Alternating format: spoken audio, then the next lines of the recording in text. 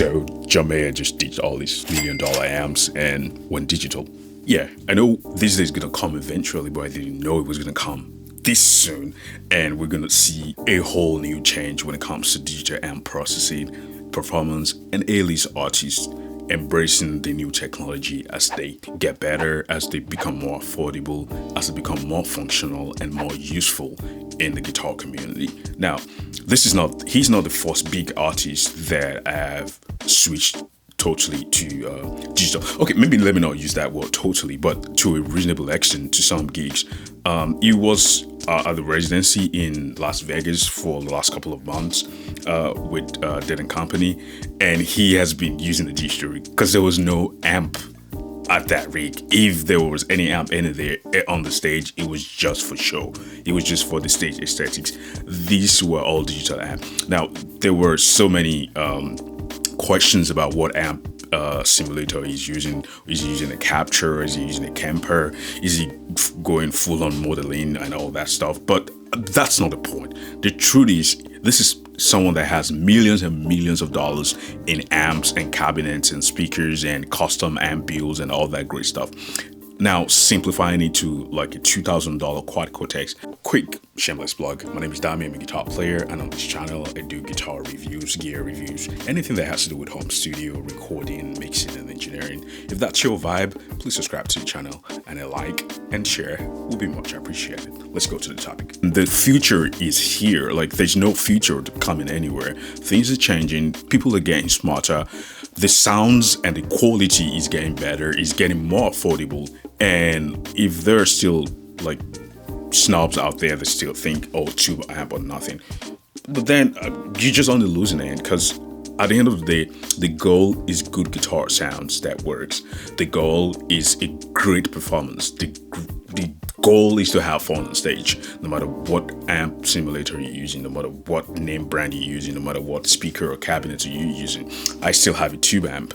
Is tube amps totally dead? No, people are still going to buy tube amps. People are still going to get tube amps. People are still going to record tube amps. But my point is, the whole scenario is changing over time, and we're going to see more of this. I saw the picture and I'm like, yeah, this is amazing. And I know a lot of forums have so many opinions and so many comments. I'm just going to go over some of them now and just kind of so you hear what people are actually saying about this. But again, John Mayer is one of the people that we know, and you know, he's kind of the law when it comes to modern guitar tone.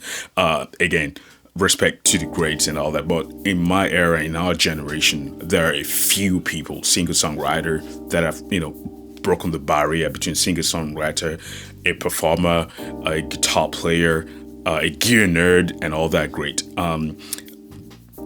So the person I really want to see next with a quad Cortex or a Kemper or an Axe Effect is actually Joe Bonamassa. I just want to see him because he'll be hilarious if someone actually, maybe you should hit up John Junkie or something. Just just hit him up.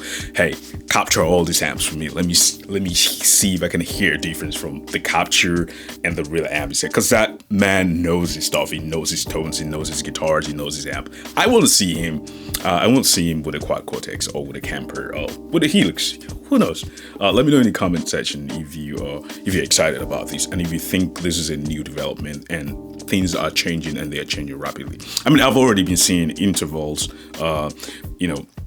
using the Axe Effect. There are so many big names. I'll put some over here that has already embraced the new vibe of just using modelers, because it's easy to carry. They are inexpensive. They're easy to set up. Your tone can be consistent all over your gigs. No matter where you go, you're gonna have the same tone, the DI tone. It's less setup time. It's easier to travel with. There's a lot to gain here. Again, the amp feel, which is also subjective, but the truth is, when you're on stage, you're not really, especially stages that big, you're not really hearing your amp anymore. What you're hearing is your amp into a microphone, whichever one your choice is, sending into, mixing console, and then coming into your in-ears on stage. So, And that's exactly what modulars are. They are the finished product. That sound that you're hearing in your ear on stage, that is what you're hearing. It's a totally different ballgame when you're playing in small bars and small venues and all that stuff. That is fine. You can have your amp in your room. I will take my Princeton anywhere, at any small, gigs or venues that I'm playing. But the bigger the stage, the more the difference becomes thinner and thinner, and you just cannot tell the difference from either a real amp, a capture, or a modular, the bigger the stage is. So these are my opinions, these are my thoughts. I'm really excited about this new change. I hope to see more guitar players. Like I said, the person that I really want to see is Joe Bonamassa. I want to see him on stage with a Helix or a Quad Cortex or a Kemper. I don't care which one. Yeah, let me know your comments. Let me know in your comments below. My name is Dami. I'm a guitar player and audio engineer, and occasionally I come here and rant about stuff like this. This has been my Wednesday or Tuesday. I don't know, whichever day I decide to post this. This has been my rant for the week. I'm excited to see John Mayer using the Quad Cortex, and it would be nice to see someone actually share that capture. I would like to hear. It was a hell of a performance though, yeah, but I want to see if someone has that capture and see if I can load it into my Nano Cortex and have a John Mayer tone. Yeah. You know what? Maybe I'll create a new John Mayer tone on my Helix. Let me know if you guys want a new preset, a new John Mayer preset on the Helix, to my Helix family out there. That's been my rant. I'll see you in the next one. Peace out. Remember, don't stop creating. Gear is not the problem. You are the creator, and you should be the one creating the music and the materials, not the gears.